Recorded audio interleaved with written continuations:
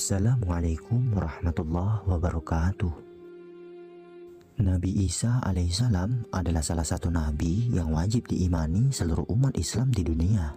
Beliau diutus oleh Allah Subhanahu wa Ta'ala kepada Bani Israel karena kesesatan yang dilakukan kaum tersebut sepeninggal Nabi Musa alaihissalam. Tidaklah sempurna iman seorang muslim bila tidak mengimani keberadaan salah satu dari 25 nabi-nabi yang memiliki kemuliaan di sisi Allah Subhanahu wa Ta'ala. Pada umumnya, seluruh umat Islam tentu telah mengetahui kisah Nabi Isa alaihissalam. Dari keistimewaan yang diberikan Allah Subhanahu wa Ta'ala kepadanya, dimulai terlahir dari rahim seorang perawan. Banyaknya mukjizat yang Allah berikan, seperti menyembuhkan penyakit orang buta yang dapat melihat kembali, dan masih banyak yang lainnya lagi. Hingga pada akhirnya menjelang akhir zaman, Nabi Isa alaihissalam akan kembali turun ke bumi untuk membunuh Dajjal, musuh umat muslim yang paling ditakuti karena kehebatan fitnahnya. Namun, tahukah Anda mengapa justru Nabi Isa alaihissalam lah yang ditugaskan Allah Subhanahu wa Ta'ala untuk membunuh Dajjal? Dan mengapa bukan Nabi Muhammad SAW yang secara syariat sebagai junjungan seluruh umat muslim di dunia?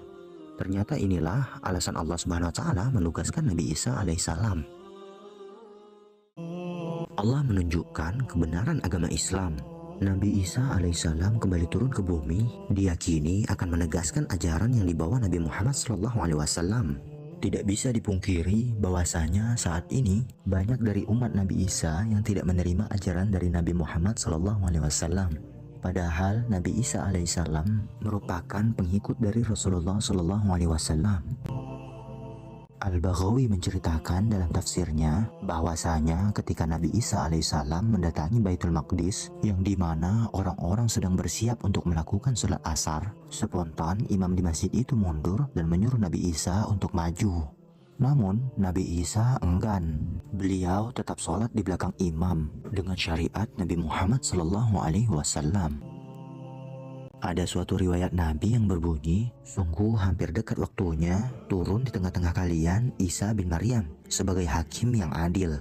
Ia akan menghancurkan salib, membunuh babi, menghilangkan jizyah, upeti karena kafir zimmi sudah tidak ada lagi. Semuanya muslim. Akan dihancurkan seluruh agama di zaman beliau kecuali Islam. Hadis riwayat Bukhari. Nabi Isa alaihissalam masih hidup. Ada sebagian kaum yang meyakini bahwasanya Nabi Isa alaihissalam telah wafat karena dibunuh oleh orang-orang Romawi. Namun sebenarnya Allah Subhanahu wa Ta'ala menyelamatkannya dan menggantikan peran Nabi Isa alaihissalam kepada orang yang wajahnya diserupakan dengan beliau.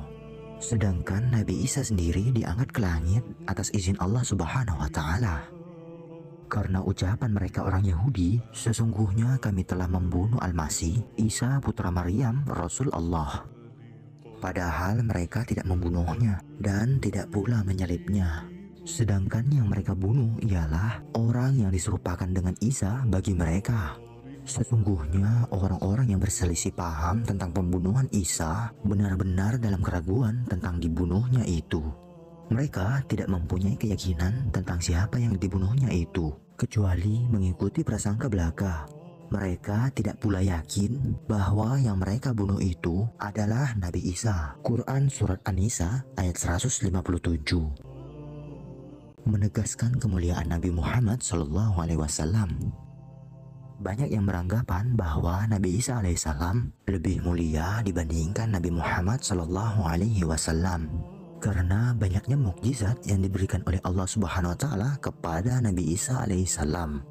Kenyataan justru mengungkapkan bahwa Nabi Isa alaihissalam sendiri telah menjelaskan kepada umatnya bahwa akan datang Rasul terakhir setelah dirinya. Nabi Isa alaihissalam sendiri merupakan pengikut Rasulullah SAW. Dan bentuk penghormatan Nabi Isa alaihissalam kepada Rasulullah adalah kabar yang diberikan Nabi Isa alaihissalam mengenai Nabi Muhammad sebagai penyempurnaan agama yang telah beliau sampaikan kepada umatnya.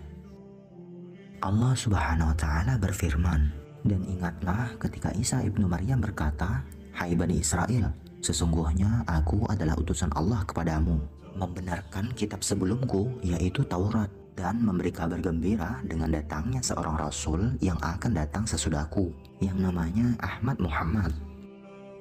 Maka tatkala Rasul itu datang kepada mereka dengan membawa bukti-bukti yang nyata, mereka berkata ini adalah sihir yang nyata. Quran Surat As-Saff ayat 6. Telah dekatnya ajal Nabi Isa alaihissalam. Sebagaimana telah dijelaskan sebelumnya, bahwa sebagian kaum beranggapan bahwa Nabi Isa alaihissalam telah wafat.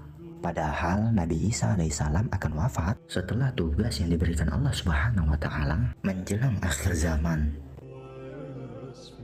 Nabi Isa alaihissalam pada akhirnya juga akan merasakan kematian, sebagaimana seperti manusia pada umumnya. Namun kematian beliau akan tiba setelah membunuh Dajjal dan menegakkan keadilan bersama umat muslim di seluruh dunia. Beliau tinggal di bumi selama 40 tahun.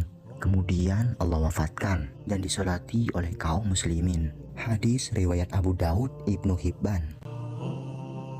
Sebagai muslim yang beriman, tidaklah pantas bagi kita untuk membanding-bandingkan siapa nabi yang lebih hebat.